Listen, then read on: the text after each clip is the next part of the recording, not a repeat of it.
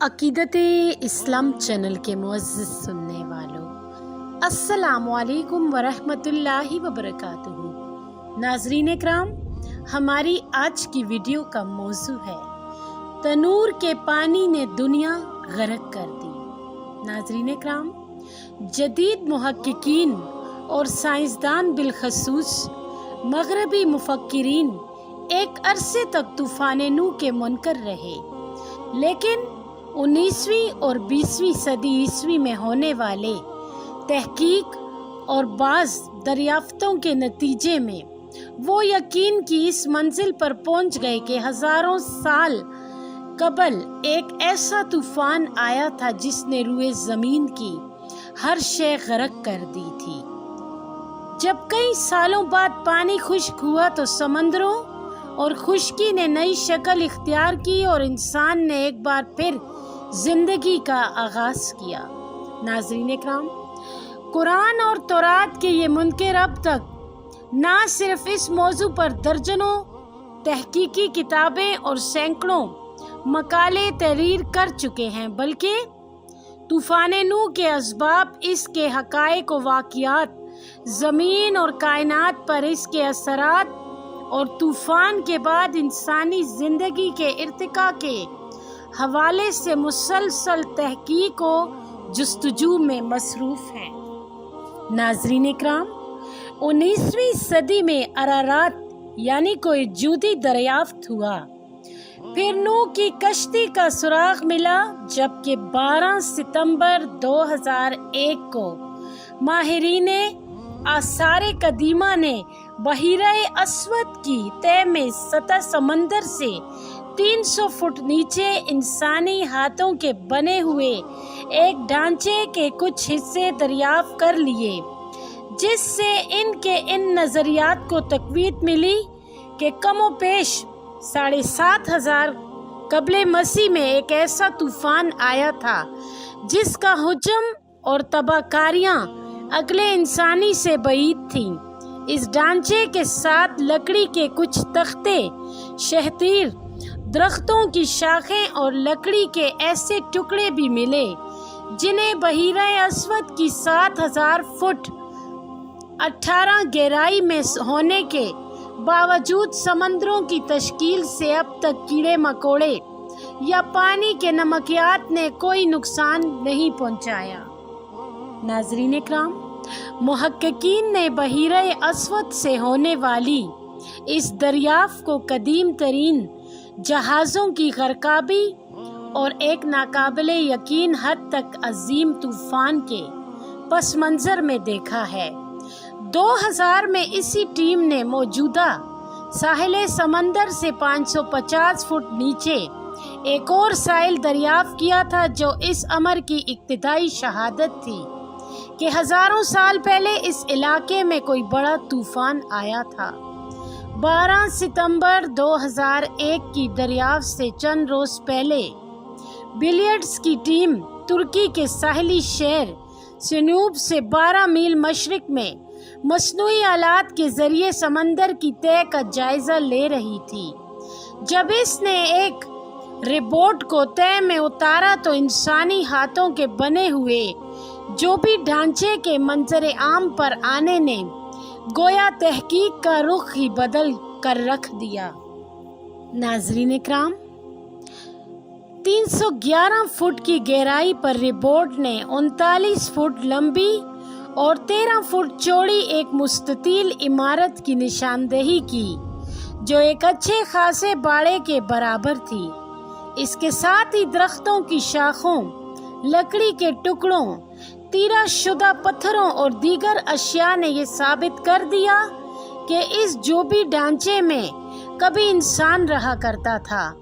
इसी इलाके से माहिरीन को 2 और तबाहशुदा जहाज मिले, जिनके ढांचों में से कसीर तादाद में लकड़ी के तख्ते और पक्की मट्टी के बने हुए मर्तबान भी बरामद हुए। इस तरह के मर्तबान कदीम ज़मानों में जैतून का तेल या शराब जैसी माइल अशिया की नकलो हमल के लिए इस्तेमाल होते थे। साइंसदान इस तहकीक में मसरूफ़ हैं कि ये मर्तबान मुस्ततील इमारत के दौर के हैं या इससे भी कदीम किसी सैलाब के ज़माने के हैं। माहिरीन बहीरे अस्वद में एक अरसे से दिलचस्पी रखते थे क्योंकि इसके पानियों में 500 फुट गहराई के बाद ऑक्सीजन नहीं है। नाज़रीन इकराम, कुरान मजीद और इस्लामी तवारीख इस वाक़ये को तूफ़ान नूह के नाम से याद करती है, जो अल्लाह ताला के बुरगज़ीदा नबी हज़रत नूह अलैहिस्सलाम की सरकश कौम पर बसूरत अज़ाब मुसल्लत किया गया था। कुरान मजीद की सूरतों अल-अराफ, हूद, मोमिनून, अल-शुरा, अल-कमर और नूह में हज़रत नूह और तूफ़ान नूह का जिक्र मौजूद है। लुत्फ़ की बात यह है कि बाइबल और तौरात भी तूफ़ान नूह की गवाही देती है, ताहम इनके मुहक्किकीन तूफ़ान को बिला इत्तिफ़ाक़ एक रिवायत करार देते रहे, लेकिन अगर बगौर जायज़ा लिया जाए तो रिवायात तख्लीक़ात से जन्म नहीं लेती, बल्कि तजुर्बात ही रिवायात की बुनियाद बनते हैं। नाज़रीन इकराम, हज़रत नूह अलैहिस्सलाम का वतन दजला और फ़रात का दोआबा यानी कदीम इराक था।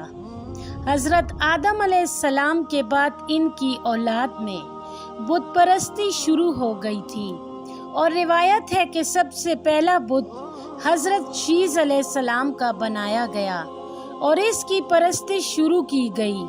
चुनाचा पहले इस कौम में हज़रत इदरीस अलैहिस्सलाम और फिर हज़रत नूह अलैहिस्सलाम को मबूस किया गया। जिस कौम में आप पैदा हुए इसके अफराद बहुत तवील उम्र, बड़ी कुव्वत वाले, बागी, सरकश, नाफरमान, मुशरिक और बुत परस्त थे। हज़रत नूह अलैहिस्सलाम ने इस ज़िद्दी और सरकश कौम को तौहीद इलाही की तरफ राग़िब करना शुरू किया, लेकिन वो फासिक और फाजिर लोग एक खुदा के तस्वर को किसी तौर पर कबूल करने को तैयार ना थे। नाज़रीन इकराम, कहते हैं कि आप सदियों तक शब रोज़ इन्हें ईमान, नेक अमल की जज़ा और कुफ़र और अस्यान की सज़ा से डराते रहे, लेकिन बदबख्त कौम उल्टी आपकी दुश्मन हो गई और गुस्ताखी पर उतर आई। कौम ने इन्हें झूठा कहा और अज़ खुद अज़ाब इलाही को दावत दी। नाज़रीन इकराम, कहते हैं कि आप सदियों तक शब रोज़ इन्हें ईमान, नेक अमल की जज़ा और कुफ़र और अस्यान की सज़ा से डराते रहे, लेकिन बदबख्त कौम उल्टी आपकी दुश्मन हो गई और गुस्ताखी पर उतर आई। कौम ने इन्हें झूठा कहा और अज़ खुद अज़ाब इलाही को दावत दी। इस वक्त तक चंद अफराद आप पर ईमान लाए थे जो गरीब और मफलूकुल हाल तबके से ताल्लुक़ रखते थे।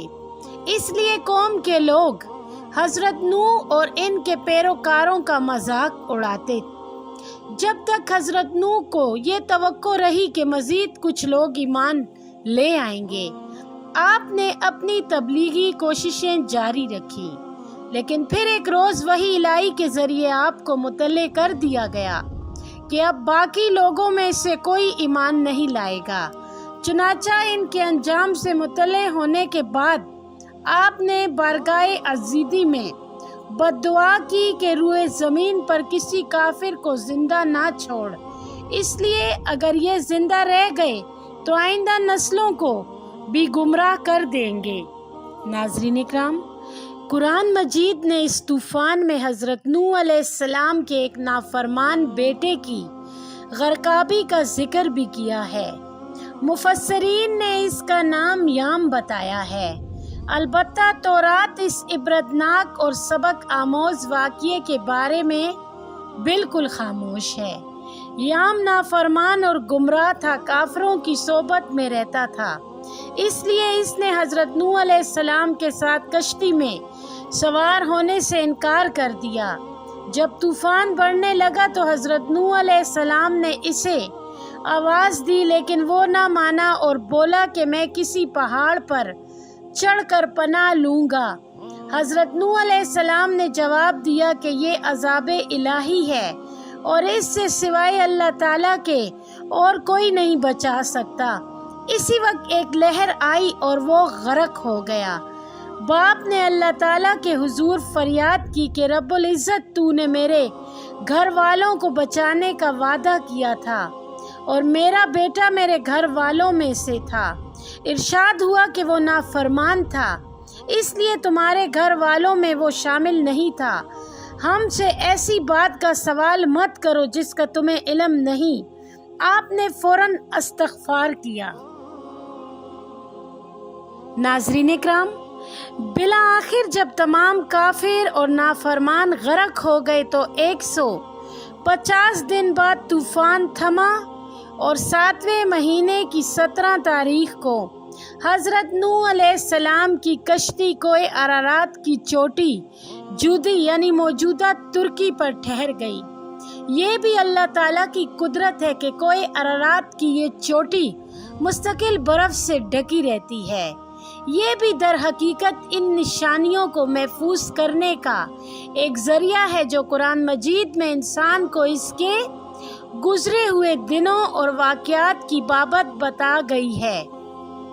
ناظرین اکرام، 1840 میں ارارات کو ایک آتش فشاں کے طور پر شناخت کیا گیا۔ 10 سال بعد جب اس سے لاوا ابلا تو دنیا کی توجہ اس جانب مبذول ہوئی اور پھر اس کی چوٹی پر حضرت نوح علیہ السلام کی وہ کشتی بھی دریافت کر لی گئی جس میں بیٹھ کر عذاب الہی سے نجات حاصل کی گئی تھی۔ اب ارارات کے دامن پر ایک چھوٹا سا شہر بھی آباد ہے جس کی آبادی 10 سے 15 ہزار کے لگ بھگ ہے۔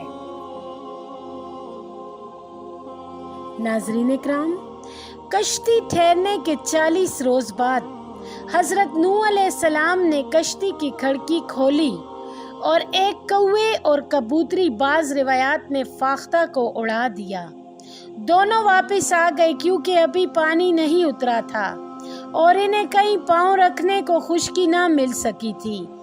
1 ہفتے بعد کبوتری یا فاختہ کو دوبارہ اڑایا گیا اور وہ زیتون کی ایک پتی منہ میں لیے لوٹی جس کا مطلب تھا کہ طوفان ختم ہو گیا ہے یا بلا ٹل گئی ہے۔ آج بھی امن کی نشانی کے طور پر فاختہ کے منہ میں زیتون کی شاخ دکھائی جاتی ہے۔ مزید 1 ہفتے بعد حضرت نوح علیہ السلام بھی اپنے ساتھیوں سمیت کشتی سے باہر آ گئے۔ آپ نے خوش زمین پر اترنے کے بعد ایک عبادت گاہ اور قربان گاہ تعمیر کی۔ بعض روایات کے مطابق آپ نے حضرت آدم علیہ السلام کے تعمیر کردہ کعبے کی تجدید نو کی جو سیلاب کے باعث تباہ ہو گیا تھا۔ تورات کے مطابق آپ نے زراعت کا پیشہ اختیار کیا اور مزید 350 سال تک تبلیغ و ارشاد میں مصروف رہے اور 950 سال کی عمر میں انتقال کیا۔ حضرت نوح علیہ السلام کو آدم الثانی بھی کہا جاتا ہے کیونکہ آپ کے بعد نسل انسانی نے نیا جنم لیا۔ ناظرین اکرام، اس ویڈیو کے اینڈ میں کامنٹ باکس میں ہمیں اپنی قیمتی رائے سے ضرور آگاہ کیجیے گا کہ آپ کو ہماری آج کی ویڈیو کیسی لگی۔ جزاک اللہ خیر۔